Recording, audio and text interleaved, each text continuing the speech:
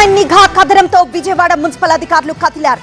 Plastic భూతాన్ని నగరవాసుల మీదకు విచ్చలవిడిగా ప్రయోగిస్తున్న ప్లాస్టిక్ మాఫియా పనిపట్టారు. నగర వ్యాప్తంగా బీఎంసీ అధికారులు కథం తొక్కారు. ఒకేసారి దాదాపు 50 స్పెషల్ టీమ్స్ రంగంలోకి దిగి ఆకస్మిక తనిఖీలు చేశాయి. మార్కెట్లు, హోల్సేల్, రీటైల్ షాపులను జల్లెడ పట్టాయి. సింగిల్ యూజ్ ప్లాస్టిక్ అమ్మకాలపై ఆపరేషన్ నిర్వహించారు. సింగిల్ యూజ్ దెబ్బకు క్లోజ్ అయింది. విజయవాడ నగరంలో యథేచ్ఛగా సాగుతున్న సింగిల్ యూజ్ ప్లాస్టిక్ గుట్టును రట్టు చేసింది టీవీ9.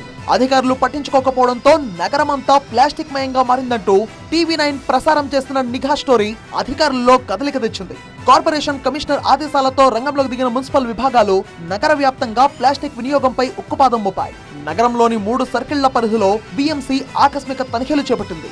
మొత్తం 48 ప్రత్యేక బృందాలు ఏకకాలంలో దాడులకు దిగాయి. కూరగాయల మార్కెట్లు, హోల్సేల్ దుకాణాలు, రిటైల్ షాపులు, సూపర్ మార్కెట్లు, వాణిజ్య సంస్థల్లో విస్తృతంగా సోదాలు నిర్వహించారు.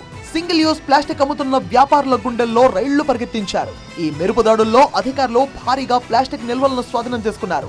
640 కేజీల నిషేధిత సింగిల్ యూజ్ ప్లాస్టిక్ ను సీజ్ చేశారు. అంతేకాదు నిబంధనలను బేఖాతరు చేస్తూ పర్యావరణానికి తూట్లు పడుతున్న వ్యాపారుల ముక్కుపిండి పెద్ద మొత్తంలో జరిమానాలు వసూలు చేశారు. మొత్తం 5,56,350 రూపాయల ఫైన్ విధించి వ్యాపారులకు షాక్ ఇచ్చారు. ఇకపై నగరంలో ఎవరైనా సింగిల్ యూజ్ ప్లాస్టిక్ ను అమ్మినా, నిల్వ చేసినా, చివరకు ఉపయోగించినా సరే కఠిన చర్యలు తప్పవని హెచ్చరించారు. స్పెషల్ డ్రైవ్ కంటిన్యూగా చేస్తూనే ఉంటాం.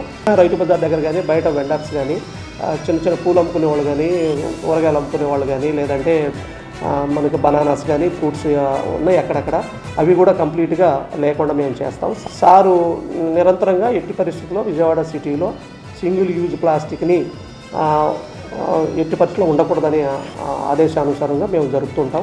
ఎంఆర్టీ సెంటర్ల ద్వారా ఎటువంటి పరిస్థితుల్లో కాలువల్లో కూడా స్టాగ్నెట్ లేకుండా ఎప్పటికప్పుడు మేము తీయటం జరుగుతుంది. పర్యావరణానికి పెను ముప్పుగా మారిన సింగిల్ యూజ్ ప్లాస్టిక్ విషయంలో బీఎంసీ అధికారులు ఇలాగే కఠినంగా వ్యవహరించాలని నగరవాసులు కోరుతున్నారు.